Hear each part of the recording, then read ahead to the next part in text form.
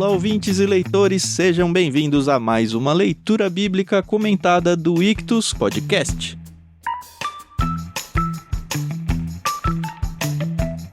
Eu sou o Thiago André Monteiro, @vulgutan, e estou aqui com o Thiago Moreira e a Carol Simão pra gente entrar num capítulo agora sim muito legal, capítulo 37 do livro de Gênesis. Bom dia, pessoal! Bom dia, pessoal, tudo bem? Aqui é a Carol Simão. E, poxa, agora até o fim de Gênesis a gente vai focar, nesse personagem. E tô animada. Eu gosto dele, tá? Línguas falarão que não, mas eu gosto dele, tá bom? Desde o último episódio a Carol ficou tensa, que a gente ficou zoando ela, que ela não gostava do José, né? Quero ver se você gosta mesmo. Você já tem um Benjamin, se tiver outro menino, eu tenho que chamar de José pra fazer a dupla. Olá, pessoal. Juntos agora para... acho que é a última grande divisão do livro de Gênesis, né? É verdade. No capítulo 37 até o 50, nós vamos nos concentrar na história de José, apesar de ter um parêntese aí praticamente no capítulo 38. Mas agora vamos dar fechamento à história aqui, né, dos filhos de Jacó, concentrando nesse filho específico aqui que é José e principalmente em tudo que Deus nos ensina através dessa história, que é muito legal. Tem muitos ensinamentos interessantes pra gente aprender aqui nesse final do livro de Gênesis. É verdade. A gente decidiu quebrar ele em duas partes, né? A própria NVT já faz essa quebra, a gente vai fazer a quebra entre o 11 e o 12. Aliás, por falar na NVT, a gente nunca pode esquecer de agradecer a editora Mundo Cristão por ter emprestado pra gente essa tradução e usar ao longo do nosso projeto inteiro aqui. Espero que a gente realmente chegue até o final da Bíblia um dia. Vai ser legal o dia que a gente chegar. E também gosto de lembrar vocês que a trilha de áudio que vocês ouvem ao fundo é do álbum Inspiração em 3 Tons, da pianista Maria Lídia, que também nos emprestou pra gente usar no projeto aqui. Muito obrigado, Maria Lídia. E antes da gente entrar no texto mesmo, sempre fica aquele lembrete para você entrar no nosso Telegram e conversar com a gente, discutir sobre as leituras, exatamente uma continuação de tudo que a gente faz aqui, tanto com a gente quanto com outros ouvintes. Para fazer parte é só procurar por Leitura Bíblica Comentada lá no Telegram, tá bom? Ou acessar t.me/Leitura Bíblica Comentada. Finalmente, uma das coisas que a gente quase nunca fala por aqui é que você pode ouvir os nossos programas no nosso site, ictus.com.br. Lembrando que Ictus se escreve ICHTHUS, ou procurar por Leitura Bíblica Comentada em qualquer aplicativo aí de podcasts da sua preferência.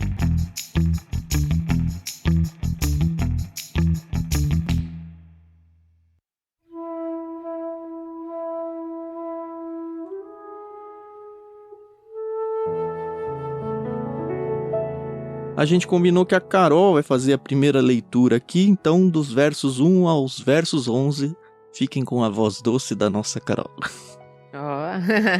Vamos lá.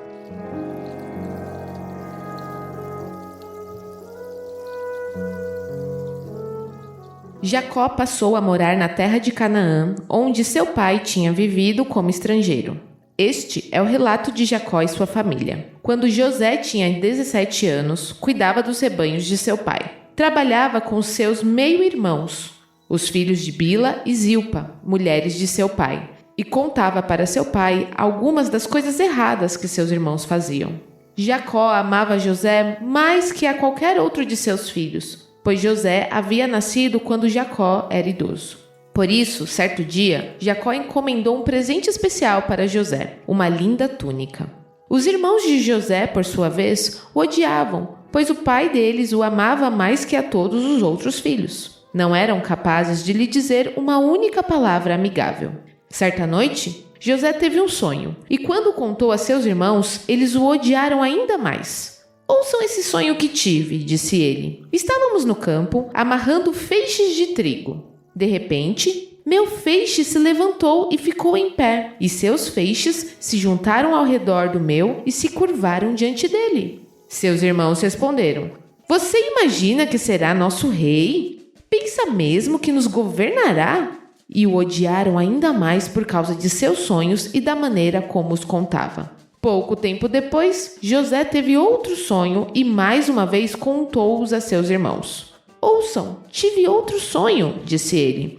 "O sol, a lua e 11 estrelas se curvavam diante de mim. Dessa vez contou o sonho não apenas aos irmãos, mas também ao pai, que o repreendeu dizendo: Que sonho é esse? Por acaso eu, sua mãe e seus irmãos viremos e nos curvaremos até o chão diante de você? Os irmãos de José ficaram com ciúmes dele, mas seu pai se perguntou qual seria o significado dos sonhos.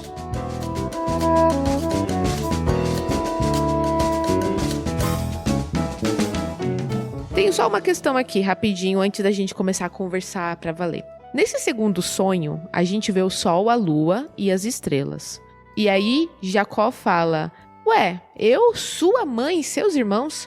Mas a Raquel já não tinha morrido? Já. Eu acho que era a Lia que ele tava mencionando aqui, né? Que assumiu a maternidade dele, sei lá. É, né? Porque não fala, né, o nome, né? Pode ser, tá bom.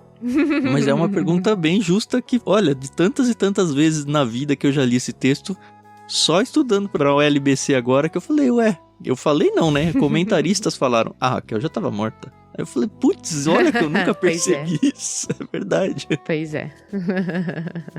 Provavelmente aqui é a forma como Lia tomou o papel de matriarca ali da família, né? Então, depois da morte de Raquel, Lia ficou como a mãe de todos os filhos, praticamente, apesar de que o próprio texto sugere uma divisão aqui, quando fala dos meio-irmãos. É. Sim. Para se referir aos filhos das servas. Bom, o capítulo abre com a Toledote, né? Eu acho que é a última já, não? Se eu não me engano, é a última, sim. Até porque é o último personagem que vai se acompanhar do início da vida dele aqui, até... Início mais ou menos, né? Ele tá com 17, mas até a morte dele, que é no final do Gênesis. Foi mal, eu coloquei um spoiler aí que ele morre no final, né? A gente vê, então, a família morando na terra de Canaã, a gente já sabia disso, né? E é interessante destacar que ele continuava como estrangeiro. É interessante isso. Lembra que Esaú foi lá pro sul e ele fundou uma nação ali, né? Edom ali é dele. E, no entanto, o Jacó não ainda. O Jacó continua como estrangeiro. Apesar dele ter ficado, a impressão que dá é que o Esaú saiu, conquistou a terra e se tornou a terra dele, e o Jacó que ficou ainda não. Isso traz para mim algumas aplicações interessantes para nós que somos cristãos. Que é o seguinte... Na verdade, eu li isso aí, eu tive esse insight, eu nem lembro. Eu vou lendo e acabo não anotando. E simplesmente jogo aqui pra vocês, mas enfim, bate-papo é isso, né? A ideia é assim, a gente como cristão, muitas vezes fica até irritado porque a gente não cresce rápido, a gente não se desenvolve. E eu tô pensando aí financeiramente, em empresas, estudo e qualquer coisa. A gente vê todo mundo do lado se dando super bem, super rápido, bombando, como se diz por aí. E muitas vezes a coisa não acontece assim pro nosso lado. E a gente fica, poxa, caramba, Deus, por que isso não acontece comigo? E assim, é um paralelo interessante colocar o Jacó e o Esaú aí. Porque tudo aconteceu muito rápido pro Esaú, pelo menos parece, né? Só que o Jacó aqui já tá na terceira, indo pra quarta geração, com uma promessa de Deus, e a coisa não acontece. Pensa, 4 gerações aí, 400 anos, cada um perto de 100 anos aí, mas acontece no final, né? A questão que eu tô tentando trazer é que para as coisas que importam para Deus, não necessariamente elas têm que acontecer rápido. As coisas com Deus normalmente vai trabalhando a vida das pessoas, e isso também acho que tem reflexos nas coisas e nos planos que nós fazemos da vida. Óbvio que a gente não sabe se Deus vai aprovar ou vai efetivar aquilo que a gente planeja, mas a gente tem sempre que ter em mente que aquilo que for do plano dele e que nós formos as suas ferramentas, pode ser que demore anos, décadas, mas vai acontecer porque é o plano de Deus. E ajuda a gente a aprender a esperar também, né? Eu acho que a maior lição é essa mesmo. Era isso que eu ia falar. Eu acho que se a gente recebesse de Deus aquilo que a gente pede instantaneamente, imagina a nossa arrogância, né? Como seríamos. É. Entender muitas vezes que a caminhada, a jornada, pode ser muito mais importante do que o destino, né? É verdade. E a gente tá sempre focado no destino, né? Que lastro. Então a caminhada desses homens com Deus, de Abraão. Abraão não concretizou a promessa nesse sentido, né, da terra.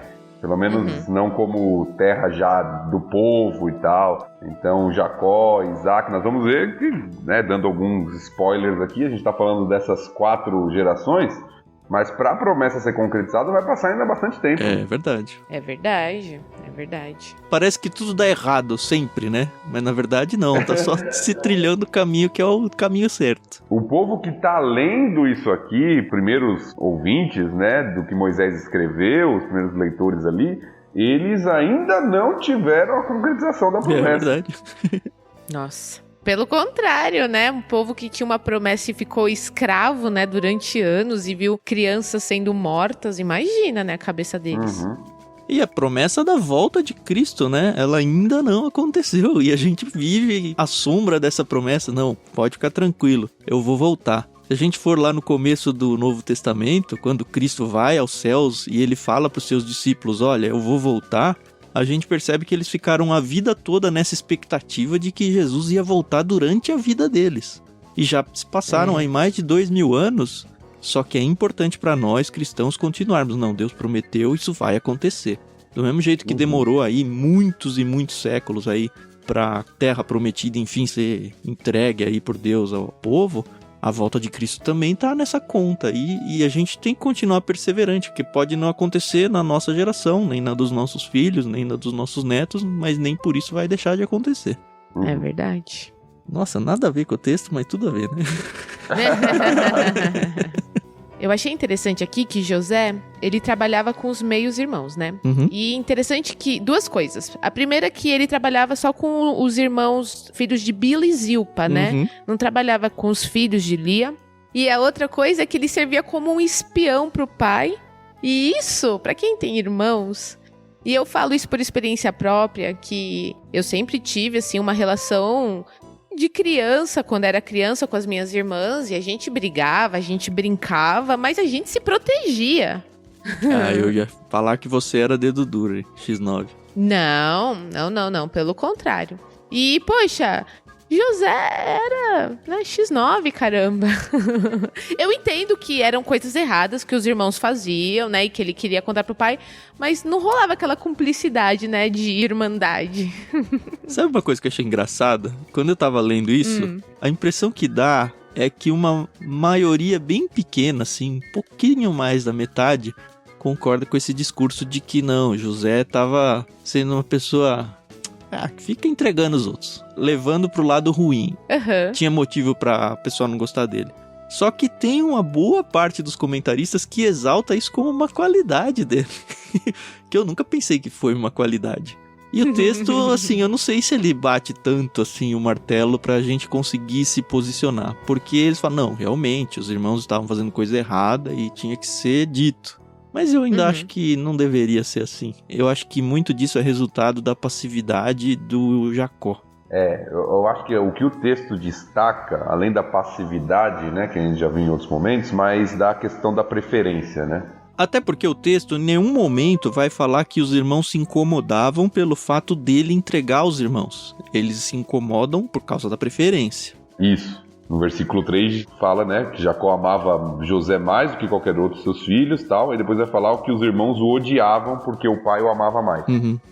Então esse é o grande conflito que tem aqui. É difícil a gente julgar aqui as motivações de José, porque tem os dois lados da questão mesmo, como vocês estão falando. Está sendo condenado algo que é errado, apontado algo que é errado, mas você pode fazer isso de duas formas. Sim. Ou de uma forma correta ou de uma forma pecaminosa. Até porque eu vejo que o José, ele não era enxerido de ir lá. A questão é que o pai dele mandava ele fazer isso. Então, os que defendem que ele estava certo, defendem que olha só como ele era obediente ao pai. É difícil mesmo se posicionar. Mesmo porque Jacó, ele tinha a preferência, né? Então, poxa, e Jacó já tinha vivido isso dentro de casa, né? Quando a mãe dele preferiu ele e o pai preferiu o irmão. E ele já viu o conflito que isso tinha causado e ele... Eu sei que José era o filho da velhice, era o filho da mulher amada. E assim, a gente tenta achar justificativas, né, pra essa preferência, mas ele tava errado, né? Eu acho que ele usava José, não sei se eu falo isso como uma conjectura. Pra mim, ele acabava usando, porque em nenhum momento, como o Tan falou, ele fala, não, filho, não faz isso, são seus irmãos. Ele era muito passivo, entendeu? Então... eu acho isso muito negativo, né? Eu só tenho um filho, tá? Então, por enquanto, ele é o meu preferido. Mas eu entendo que, como isso é negativo, né? Como é ruim esse negócio Não, quando você tiver mais de um, nunca fale pra nenhum deles, não, porque você é o meu preferido. Você vai arrebentar o celular. Por mais que você tenha, né?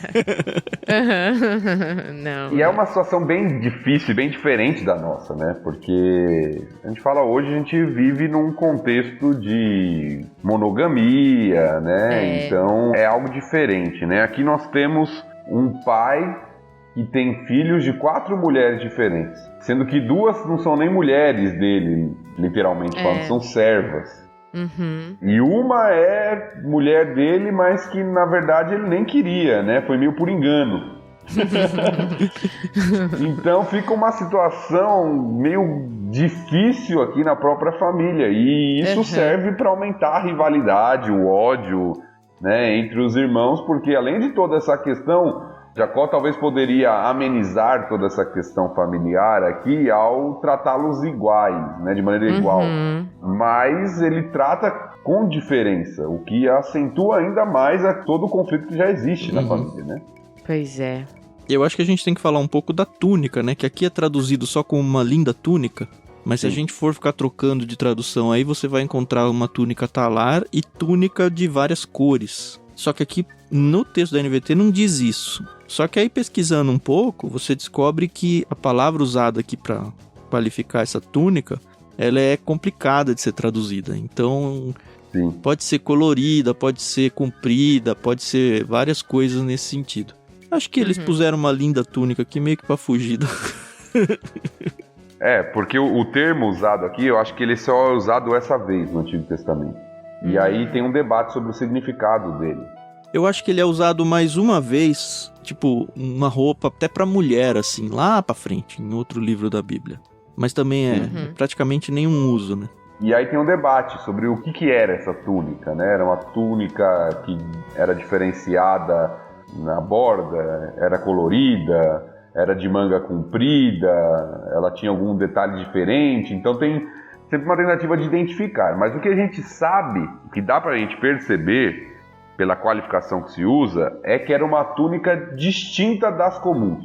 Certo. As comuns, elas eram sem manga, pelo que eu pesquisei, elas eram curtas porque eram trabalhadores braçais, né? E talvez até nisso os irmãos tenham se pegado na raiva aí pra com o José, porque ele tendo uma túnica mais nobre, talvez até evitasse ele de tanto trabalho braçal, apesar do texto dizer que ele trabalhava lá cuidando dos rebanhos. Mas é interessante, teve até um lugar que eu li e falei, como você mandar um ferreiro e trabalhar com um casaco de peles. Aí assim, não combina. Então o próprio pai colocava o José numa posição complicada diante dos irmãos. Ele ajudava, né, punha linha na fogueira. Eu achei o texto que fala sobre a túnica, fica em 2 Samuel 13:18. O servo a pôs para fora e trancou a porta. Tamar vestia uma túnica longa, como era costume naqueles dias entre as filhas virgens do rei. É o mesmo termo que se usa aqui. Aí como túnica comprida, né? Isso. Traduzida como túnica comprida. Mas, de novo, é um termo que quase não aparece na Bíblia, então fica complicada a tradução mesmo.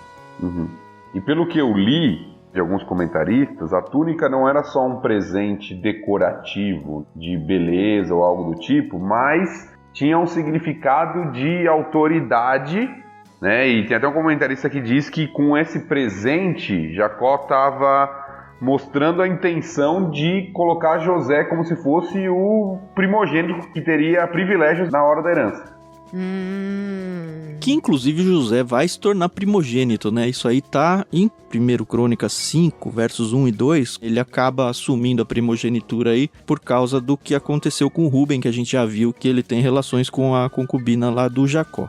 No texto lá em Crônicas diz: o filho mais velho de Israel era Rúben, mas ele teve relações com uma das concubinas de seu pai e o desonrou. Por isso, seus direitos de filho mais velho foram dados aos filhos de seu irmão José. Desse modo, Rúben não aparece nos registros genealógicos como o filho mais velho. Os descendentes de Judá se tornaram a tribo mais poderosa e dela veio um governante para a nação. Mas os direitos de filho mais velho pertenciam a José. E talvez por isso eu sempre considerei que o Judá é que tinha assumido a primogenitura, mas a gente acha umas coisas que parece que brotou do nada, assim, na Bíblia, né?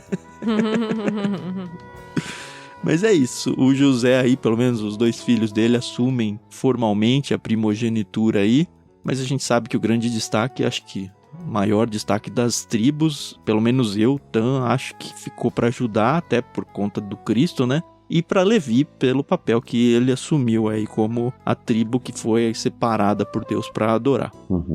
E aí a gente tem os sonhos, né, de José. É legal esse do sonho, né? A gente já tem visto Deus se manifestando várias vezes através de sonhos. E ele faz isso aí, coitado do José, né? Deus tinha que fazer isso pra ele. Ele já tava todo perseguido, todo arrebentado, todo odiado. Aí Deus manda um sonho e ele, bobão que é, né? Com 17 anos, no auge de toda a sua ingenuidade, vai lá: você viu lá o que eu sonhei, pai? Você viu lá o que eu sonhei, irmãos que me odeiam e não falam comigo? Que vocês vão me servir. E é interessante que normalmente sonhos eles são meio nebulosos, mas esses 2 aqui não, né? É muito óbvio pra todo mundo o significado. E aí a gente entra novamente nas 2 linhas de interpretação, né? Uma é da ingenuidade de José e a outra é que ele usa isso até como provocação dos irmãos, né? Putz, será? Aí ele não é tão bonzinho assim, né? Ele era um adolescente, Tan. A gente não pode esquecer disso, entendeu? O fato é que tem esses 2 sonhos, né? A gente vai especificar os 2 sonhos aqui. Mas isso que o texto vai nos narrando é que esses sonhos, como o Tan disse bem, né? Muitas vezes eram vistos no mundo antigo como uma forma de comunicação divina mesmo. E esses sonhos serviram para aumentar essa rivalidade e esse ódio dos irmãos. Porque você vê que o texto vai... O ódio dos irmãos no texto vai progredindo. Lá no versículo 4 nos mostrou que os irmãos o odiavam e que não eram capazes de lhe dizer uma única palavra amigável. Tenso, então, você vê já que uma relação extremamente difícil. Aí quando o José conta o primeiro sonho, eles o odiaram ainda mais. Como se desse, né? Vai aumentando o ódio. E aí quando ele conta o segundo sonho, fala que eles o odiaram ainda mais. O negócio vai se tornando quase que insustentável. Mas eu brinquei aí falando: Deus, podia ter livrado José dessa, mas se a gente for olhar com os olhos pra fora da história, principalmente lá no final, quando o próprio José reconhece diante dos irmãos: não, Deus fez isso porque o povo dele precisava ser preservado, e óbvio que Deus é o Senhor da história e sabe tudo. Não só sabe, né? Ele planeja tudo nas engrenagens aí. Não é que Deus estava sacaneando José, é que Deus estava justamente fazendo com que o ódio chegasse a tal nível para que ele fosse vendido para o Egito, porque o plano era justamente esse: o José ser deslocado para salvar o povo. Então, se você tá sofrendo pra caramba hoje, falando: pô, Deus, menos, né? Você já não tá me fazendo sofrer demais? Talvez você esteja no plano maior e que seja muito importante esse seu sofrimento agora. Acho que a história maior que a gente tem que acompanhar ao longo de toda a narração até o final do Gênesis é essa. Porque a gente passa episódio atrás de episódio com José se ferrando cada vez mais. Aí você fala: pô, Deus. Só que não, é tudo importante para que a trama seja concluída. E que, no fundo, é a preservação do seu povo. José, óbvio, ele vai crescendo aqui em todos os sentidos, mas ele não deixa de ser só mais uma peça do tabuleiro do jogo maior, que é Deus que está governando. Eu tenho uma questão aqui, eu não sei se nem se vale a pena ter uma resposta, mas assim, eu vejo muito José e Jó parecidos no sentido de sofreram e perderam família e quase perderam a vida. José ainda ficou preso, né? Foi esquecido ali, mas em nenhum momento você vê eles, não é nem reclamando, né? Mas é reclamando mesmo, né? Você não vê eles: ai, nossa, pobre de mim, coitado, eu fui injustiçado, ó Deus, porque, né? Então eu vejo muito esses 2 personagens.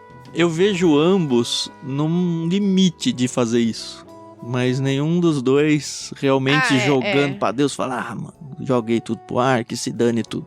Mas você vê, óbvio, que os 2 estão sofrendo, que eles ficam: pô, Deus, o que tá acontecendo? Por que tudo dá errado pra mim?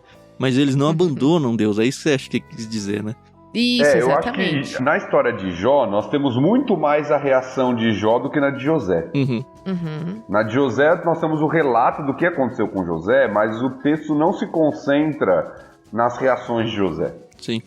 O tempo passa rápido até durante o período que José estava na prisão. Você não tem muito. Sim. Certamente José se questionou. Certamente José sofreu Né? Mas Até porque ele não ficou uma disso. semana na prisão, né? A gente vai ver que ele ficou, acho que era 2 anos, alguma coisa assim. Então você tem isso, né, no texto, mas você não tem muito da reação de José. Eu acho que o foco está muito naquilo que o Tan falou, nesse quadro maior de ver como Deus está conduzindo o que aos nossos olhos é ruim para transformar isso em coisas que são boas. Uhum. E eu acho que essa é a grande lição, né, dessa parte final do livro de Gênesis, né, transformar o mal em bem. Se a gente for fazer o que a Carol fez de usar uma comparação, eu compararia o José com o próprio Jesus. Um cara que foi traído pelas pessoas que eram próximas a ele, que foi vendido para os seus inimigos e, enfim, ele chegou a morrer, né? Ele só foi exaltado depois. E aí o primeiro sonho, para a gente especificar aqui, é o sonho dos feixes, né? Uhum. São os feixes de trigo, e aí o feixe de José se levanta, fica em pé, e os feixes dos irmãos se curvam diante dele. Esse é o primeiro sonho que José tem, né? Estavam no campo, amarrando os feixes, aí o feixe dele fica em pé numa posição de autoridade, né? E os irmãos numa posição de servos, né? Se curvando diante. Uhum. A gente já deu bastante spoiler pra frente, né? Mas fique atento aí aos próximos capítulos que a gente vai ver isso acontecendo, né? Isso aí. De alguma forma. E o irônico que eu vejo deste sonho aqui é que isso acontece no contexto da busca de alimento. O feixe de trigo aqui... Ah, pelo trigo em si. Eu Exato. nunca pensei isso, legal. Os feixes de trigo que são os símbolos do sonho aqui, quando isso acontece é num contexto de fome, onde os irmãos vão pro Egito para buscar trigo, né? Para buscar alimento. Uhum. E o segundo sonho é basicamente uma repetição disso, agora não mais com alimento, né? Mas com estrelas, sol e lua. Claramente o pai e a mãe aqui, todo mundo entende muito bem, mas de novo mostrando que José, de alguma forma, se colocaria acima até do próprio pai. O que é interessante, porque os irmãos se incomodam, o pai chega a se incomodar, mas ele se incomoda a ponto de não reagir, mas de chamar uma atenção do José. Pô, você tá sonhando isso aí? Mas ele parece que sabe o que é Deus falar através de sonho. Enfim, ele teve as experiências dele e ele fala, o que será que isso quer dizer? Qual é o significado, né? É interessante que a pergunta é parecida mesmo, né? Lá no versículo 8, os irmãos perguntam, você imagina que será nosso rei? Pensa mesmo que nos governará? Só que aí a reação dos irmãos é de ódio, de ciúme. E a de Jacó é, que sonho é esse? Versículo 10, né? Por acaso eu, sua mãe e seus irmãos viremos e nos curvaremos até o chão diante de você? Então Jacó tem o mesmo questionamento que os irmãos, né, de José, que os filhos dele, né? Mas a reação dos irmãos pelo ódio já, pelo ciúme é uma. A de Jacó ele fica meio que... O que será? Qual o significado disso, né? O que Deus está querendo mostrar com esse sonho? Ele meio que já percebe que vai ser isso. Pelo menos eu entendo assim. Mesmo sendo a mesma pergunta, eu acho que a entonação até da pergunta foi outra. Pelo menos é a impressão que me dá.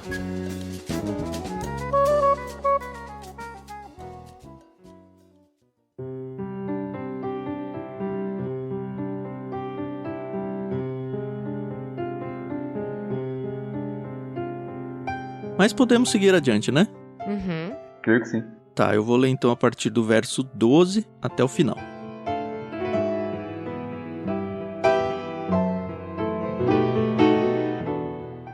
Pouco depois, os irmãos de José levaram os rebanhos de seu pai para pastar junto de Siquém. Então, Jacó disse a José, seus irmãos estão cuidando das ovelhas em Siquém. Apronte-se e eu o enviarei até eles. Estou pronto para ir, respondeu José. Vá ver como estão seus irmãos e os rebanhos, disse Jacó, e traga-me notícias deles. Jacó o enviou, e José viajou de sua casa no vale de Hebrom até Siquém. Quando José chegou a Siquém, um homem da região notou que ele andava perdido pelos campos. O que você está procurando? Perguntou o homem. Estou procurando meus irmãos, respondeu José. O senhor sabe onde eles estão cuidando dos rebanhos? O homem lhe disse, sim, eles foram embora daqui, mas eu os ouvi dizer, vamos a Dotã. Então José foi atrás de seus irmãos e os encontrou em Dotã. Quando os irmãos de José o viram, o reconheceram de longe. Antes que ele se aproximasse, planejaram uma forma de matá-lo. Lá vem sonhador, disseram uns aos outros. Vamos matá-lo e jogá-lo numa dessas cisternas. Diremos a nosso pai: um animal selvagem o devorou. Então veremos o que será dos seus sonhos. Mas quando Rúben ouviu o plano, tratou de livrar José. Não o matemos, disse ele. Por que derramar sangue? Joguem-no nesta cisterna vazia aqui no deserto e não toquemos nele. Rúben planejava resgatar José e levá-lo de volta ao pai. Assim, quando José chegou, os irmãos lhe arrancaram a linda túnica que ele estava usando, o agarraram e o jogaram na cisterna vazia, ou seja, sem água. Mais tarde, quando se sentaram para comer, viram ao longe uma caravana de camelos vindo em sua direção. Era um grupo de negociantes ismaelitas, que transportavam especiarias, bálsamo e mirra de Gileade para o Egito. Judá disse a seus irmãos: o que ganharemos se matarmos nosso irmão e encobrirmos o crime? Em vez de matá-lo, vamos vendê-lo aos negociantes ismaelitas. Afinal, ele é nosso irmão, sangue do nosso sangue. Seus irmãos concordaram. Então, quando os ismaelitas, que eram negociantes midianitas, se aproximaram, os irmãos de José o tiraram da cisterna e o venderam para eles por 20 peças de prata. E os negociantes o levaram para o Egito. Algum tempo depois, Rúben voltou para tirar José da cisterna. Quando descobriu que seu irmão não estava lá, rasgou as roupas. Voltou a seus irmãos e lamentou-se. O menino sumiu, e agora o que farei? Então, os irmãos mataram um bode e mergulharam a túnica de José no sangue do animal. Enviaram a linda túnica para o pai com a seguinte mensagem: veja o que encontramos, não é a túnica do seu filho? O pai a reconheceu de imediato e disse: sim, é a túnica de meu filho. Um animal selvagem o deve ter devorado. Com certeza José morreu despedaçado. Jacó rasgou suas roupas e vestiu-se de pano de saco. Por longo tempo lamentou profundamente a morte do filho. A família toda tentou consolá-lo, mas ele se recusava. Descerei à sepultura lamentando a morte de meu filho, dizia, e continuou a lamentar-se. Enquanto isso, os negociantes midianitas chegaram ao Egito, onde venderam José a Potifar, oficial e capitão da guarda do faraó.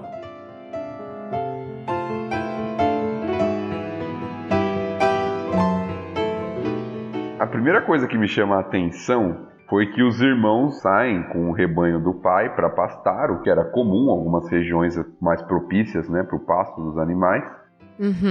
Mas o nome do local onde eles vão para pastar, né, me chamou a atenção. A mim também, bastante. Tipo, eu jamais iria para Siquém de novo. Eles vão para Siquém. Se você lembra, Siquém é aquela história terrível lá de Gênesis 34, onde Simeão e Levi exterminam o povo de Siquém por causa da irmã de Diná.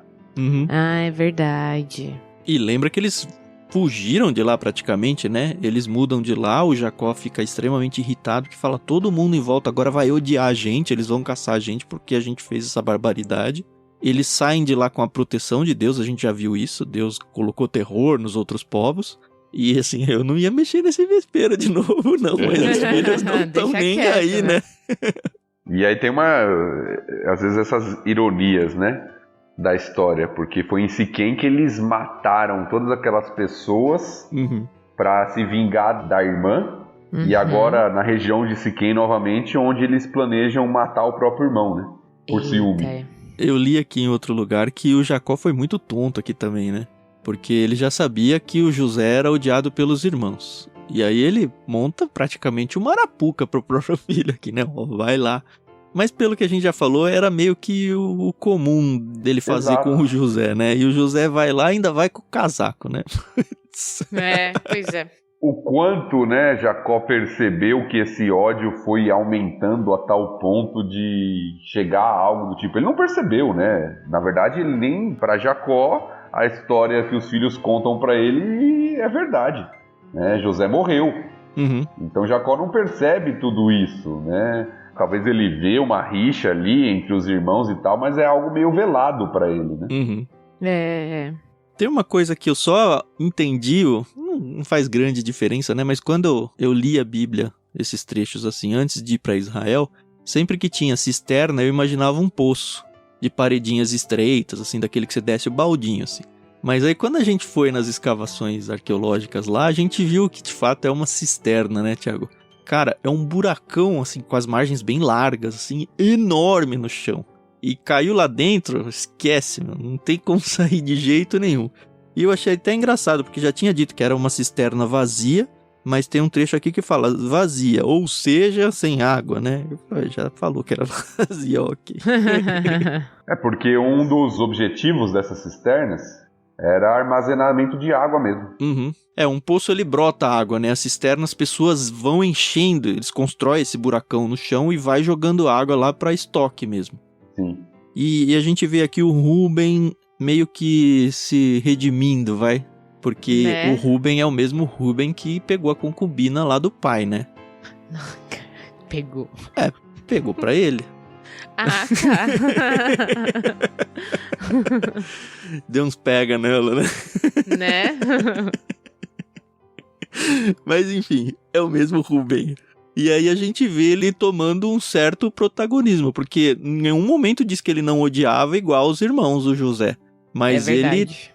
talvez esteja tentando se recolocar aqui diante do pai e assumir de volta sua primogenitura, até porque ele não perdeu ainda, né? Isso vai acontecer lá no final, pelo menos formalmente. Mas talvez se redimir aqui diante do pai, ou se portar como um irmão mais velho mesmo, que cuida dos outros irmãos. Exato. Mas não deu muito certo, né? Talvez É. ele tinha uma responsabilidade, por ser o mais velho, de cuidar. Né? O texto não deixa isso tão claro, mas é possível. Uhum. Tanto é que ele entra em desespero quando ele volta lá e não vê José. Uhum. O que eu farei agora? O que eu farei? Ou seja, parece que ele tem uma responsabilidade ali, né? Parece que ele presta contas pro pai diante da circunstância ali, da situação, né? Tem uma outra coisa que me chama atenção e na verdade até me incomoda um pouco, que é a gente ver que tá vindo os ismaelitas, um bando lá de ismaelitas mercadores. E os ismaelitas são os filhos do Ismael, que era filho do Abraão. Certo. E o Abraão era o bisavô do José. O Isaac é o avô, ele é o bisavô. Isso. Só que aí lá na frente fala, eram negociantes midianitas. Só que Midian era também filho de Abraão com a Quetura, não com Ismael. Que salada. Por quê? Entendeu? E mais ainda, não apareceu na NVT, mas tem uma hora em que é chamado de Medanitas. E Medanitas são os descendentes de Medã, não de Midian, que é um outro filho da Quetura também, se não me engano. Uhum. Então a gente tem 3 povos aqui, e aí você fica, mas e aí? É um? É outro? Quem é, né? Que raios? Uhum. Uhum. Mas, a Bíblia é uma beleza, né? Não só isso, né? Fazer devocionais. Eu estava fazendo minha devocional hoje em Juízes. Hoje. Eu li meia hora antes da gente começar a gravar. E aí estou em Juízes 8 com essa pergunta na minha cabeça. Caramba, mas é um ou é outro? Na história do Gideão, ele luta contra os midianitas. É um dos juízes lá, um dia a gente chega lá. E aí ele vence, e aí olha só no final. Então os israelitas, eu tô em 8:22 em diante, tá bom? Então os israelitas disseram a Gideão, seja nosso governante, porque, enfim, ele venceu lá. Você, seu filho e seu neto nos governarão, pois nos libertou de Midian. Gideão, porém, respondeu, nem eu nem meu filho governaremos vocês, o Senhor os governará. Mas tenho um pedido a fazer. Cada um de vocês me dê uma argola de ouro que tomou de seus inimigos como despojo, uma vez que os inimigos eram ismaelitas. E mistura de novo. Todos usavam argolas de ouro. E assim vai. Eu acho que eu li isso até em uma outra tradução e também notas de comentário, dizendo que os 2 povos se tornaram comerciantes desses de rota. Eles estavam realmente numa rota comercial que ia para o Egito. E muito provavelmente eles fizeram misturas nas famílias. Então ficou muito comum essa questão do nome se tornar praticamente intercambiável. Ismaelitas ou midianitas ou até medanitas, como tem o texto aqui. Aí eu falei, ok, virou todo mundo da família, né? Já era, né? Tem algumas sugestões, pelo que eu li, né? De que eram povos que estavam juntos aqui, ou que ismaelitas era um nome maior usado para se referir aos, como se eu falasse assim, tudo ismaelitas, mas dentro disso tem medanitas, midianitas e tal. Uhum. Mas o que você vê, até no texto que foi lido pelo Tan, de fato é essa associação. Sim. E o que me chama a atenção nisso tudo, sobre essa questão dos ismaelitas aparecerem aqui, é que se nós voltarmos na história, quem são os ismaelitas? Ismael é o descendente de Abraão com uma escrava egípcia, Agar. E agora esses ismaelitas, que são descendentes de Abraão com uma escrava egípcia, estão comprando um filho de Abraão, da descendência de Isaac, e vão vendê-lo ao Egito. Isso me incomodou um pouco no sentido do lado contrário, assim, deles. De falar, beleza, vamos comprar alguém que é da família, né? Tudo bem que não é do círculo próximo ali. Mas, cara, ele tá comprando um primo, né? Como escravo. É muito que eu estranho, acho que nessa época já se distanciou, viu? Não, eu então. imagino que sim mesmo, mas é a cabeça ocidental nossa, né? Seria muito estranho. Sim. A própria venda de pessoas escravas, assim, não de escravos, mas de você sequestrar alguém e vender, isso vai se tornar, mais adiante, quando vier a lei mosaica mesmo, como um delito muito forte, com pena de morte, inclusive, né? Pra quem fizesse isso. Mas ainda não chegamos nisso, né? É interessante, só voltando um pouquinho aqui, algo que me chamou a atenção, é quando os irmãos reconhecem José, né? Lá no versículo 18, antes de chegarem os ismaelitas e eles decidirem o que vão vendê-lo, né? Quando eles estão planejando matá-lo a princípio, né? O primeiro pensamento é de matá-lo, eles o reconhecem de longe. Apesar do texto não destacar isso, é possível que seja por causa da túnica, né? Eu acho que não tenho dúvida disso. Então a túnica, que era aquele presente especial, foi o que fez os irmãos reconhecerem José e ter o tempo devido para fazer o planejamento aqui, né, da sua morte. E aí é interessante como o sonho incomodou, né, e fez aquele ódio, né, aumentar, como foi dito no texto que a gente leu anteriormente. Porque eles, lá vem o sonhador. É um deboche, cheio de mágoa. Olha quem tá vindo lá. Olha o sonhador vindo lá. Aquilo não sai da cabeça deles, né? Os sonhos. E aí, quando eles planejam matá-lo, falam assim, vamos jogá-lo nessa cisterna, né? Matá-lo e jogá-lo aqui, vamos ver o que será dos seus sonhos. Se a gente matar José, vamos ver se o sonho dele vai se cumprir. Então, eles estão cheios de ódio mesmo, né? Cheio de rancor no coração. E falando, ele acha que ele vai ser rei sobre nós, que ele vai ter autoridade sobre nós, então vamos acabar com ele pra ver se o sonho dele vai se cumprir. E matar pessoas já era algo comum, pelo menos pro Simeão e pro Levi, né? Eles já tinham feito bastante isso. Bastante, né? E eu li, agora que você falou de matar, eu lembrei, eu li em algum comentário, agora eu não lembro qual exatamente, que fez até uma associação com Caim eu li e Abel. Também. Quando Caim mata o próprio irmão por ciúme e ódio do irmão. E aqui parece a mesma coisa acontecendo, só que vários irmãos, né? Alguns irmãos com ódio de José e querem matá-lo. Nossa, que triste, né, gente? E a história termina com Jacó, o enganador, sendo enganado com a morte e o sangue de um animal, coisa que ele mesmo tinha feito pro pai Isaac quando ele foi tomar a primogenitura lá, a bênção, né? Muito curioso. É interessante como Deus constrói, né, a história com essas quase ironias aí do destino, né? Pois é. E aí a gente vê o Jacó triste, né, arrebentado, porque enfim, era o preferido dele, né? O filho predileto.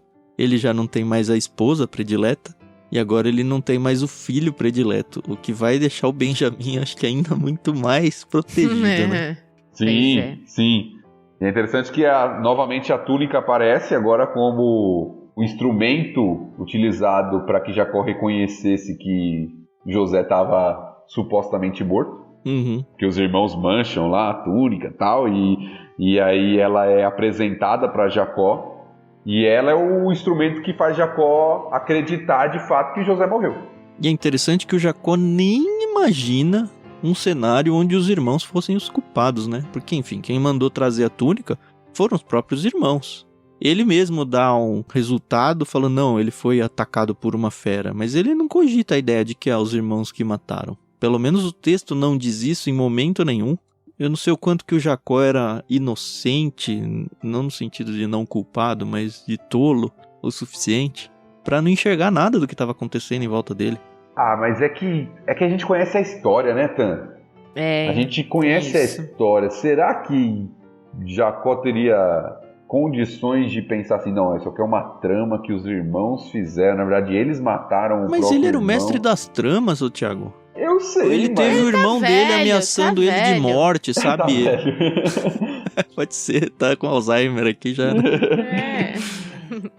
Eu acho que quando a gente tá numa situação que é meio chocante pra gente, eu não sei se a gente teria pensado nisso também. Tem isso. A gente não sabe como a gente vai reagir, né, com certas notícias. E querendo ou não, mesmo os irmãos querendo matá-lo, você vê que eles têm um pouco, pelo menos, talvez bem pouco, de consciência aqui, né? Eles planejam matá-lo, mas eles falam assim, não, ele é nosso irmão, sangue do nosso sangue, vamos só vendê-lo. Uhum. Muito melhor. Tipo, sai da minha frente, né? Não, eles tinham muito essa questão do sangue, né? Uhum. De não ter sangue nas mãos. Então, melhor a gente deixar ele morrer aqui na cisterna sozinho do que a gente matá-lo. Ou seja, o final vai ser o mesmo, mas é melhor a gente não matá-lo e deixá-lo aqui. Aí depois resolvem vender. O próprio Rubem, né, que aparece depois, rasga as vestes da mesma forma que o pai faz. Então, parece que há um ódio, mas algum tipo de consciência ali do erro. E aí quando chega em Jacó, o que chama atenção para mim é todo aquele sinal de luto, né? O pano de saco, como é comum na história do povo de Israel, né? O rasgar das vestes e tudo. E o que me causa, assim, poxa vida, né? Como são cara de pau, né? É que todo mundo tentando consolar o pai. Mesmo sabendo que o irmão não estava morto, né? Vendo a situação do pai.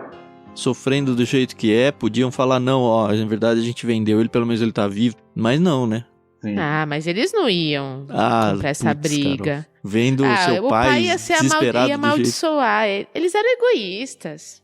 É que é aquela bola de neve também, né? Você mente e pra acobertar sua mentira, você vai tendo que criar outras mentiras, né? Eu acho que eles foram, numa certa forma, covarde e demonstraram o seu ódio até na forma com que eles deram a notícia, né? Primeiro que eles mandaram a túnica na frente, eles não foram lá levar. Segundo é que eles mandaram um recado, veja, olha, a gente encontrou essa túnica, veja se não é de José. Eles falam, veja se não é do seu filho. Pode ser só a minha mente ocidental aqui pensando isso, mas na minha cabeça eles não se dignaram, não tiveram nem coragem de dizer o nome dele, sabe? Certo desprezo aqui. Pois é. Mas o fato é que o José tá bem, né? Tá bem, Sim. é um Mais ou escravo menos, agora. né? Mas ele foi exatamente pra onde ele tinha que ir, né? Na casa do oficial e capitão da guarda do faraó. Sim. E aí tem meio que a história continua, né? É interessante, né? Porque a história não termina, ela deixa um gancho danado pra continuar a história, e o capítulo que vem não fala do José. Exatamente. Tem um parênteses, né, no capítulo 38. Então tem quase uma reticências aqui. A história de José continua, mas não agora, né? Então antes disso, tem algo que eu preciso contar pra vocês aqui, que a gente vai trabalhar no próximo episódio, aqui, que é o capítulo 38. É isso aí. É interessante, eu li, só pra gente fechar, sobre a questão do luto. Eu fui ler um pouquinho sobre isso, sobre o que está acontecendo aqui com Jacó. O comum de luto de pessoas próximas, como filhos aqui, era um ritual que durava cerca de 30 dias. Isso era o comum. E aqui o que a gente vê é que, não fala o período, mas diz que por longo tempo lamentou profundamente a morte do filho. A impressão que me deu é que foi a vida toda.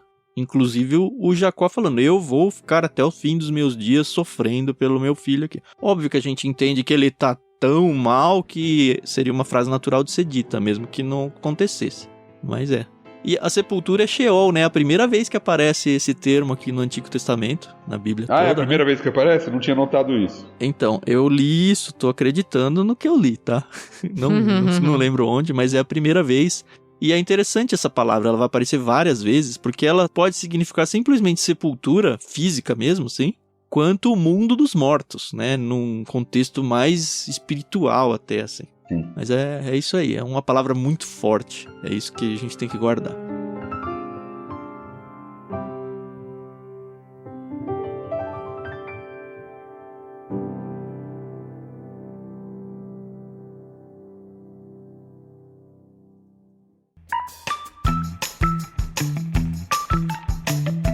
Eu acho que a gente fez muito bem esse capítulo. Parabéns pra vocês dois aí, apesar de mim.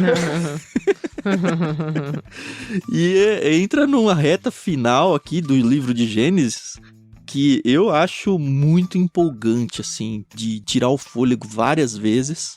Empolgante. Mesmo o próximo capítulo 38, que não vai ser a continuação de José aí, é um capítulo bem legal, vocês vão ver semana que vem. E aí, a partir do 39, a gente só vai com José até o final e é um gancho atrás do outro, é uma novidade atrás da outra. Eu não sei se tem alguém ouvindo aqui que não conhece essa história do José até o final, e seria muito legal se tivesse alguém que não conhece pra ir sofrendo junto com a gente, assim, sabe? E vendo e descobrindo as coisas. Mas mesmo sabendo tudo que vai acontecer, é uma delícia de ler essa história. E eu acho que vai ser mais legal ainda, porque vai ser a primeira vez que eu vou fazer com outras pessoas contando e conversando sobre isso. Eu espero que realmente seja muito especial pra vocês, como tem sido pra mim aqui. E é isso, não se esqueçam do nosso Telegram, de novo, vão lá. Se vocês quiserem ajudar esse ministério a continuar crescendo, considerem com carinho assinar um dos planos lá no Clube Ictus, ou se envolver financeiramente, tem aí na descrição do programa como você pode fazer isso. Acreditem, isso é muito importante pra nós, tá bom? E considerem com carinho também o plano Vida, né? No Clube Ictus, se você tá na dúvida em qual pegar, é um plano onde os livros que são enviados são de cristianismo prático, vida cristã, assim. Acho que casa bem com o nosso projeto aqui. E é isso. Da minha parte, até semana que vem. Espero que vocês estejam bem e acompanhando com bastante empenho e carinho que a gente tem produzido. Até mais. Isso aí, pessoal. Muito obrigada. A gente se ouve no próximo episódio. Até mais. Até mais, pessoal. Chegando Gênesis 38 no próximo episódio. Então já leia aí, vá fazendo seus estudos pra gente comentar junto na próxima semana.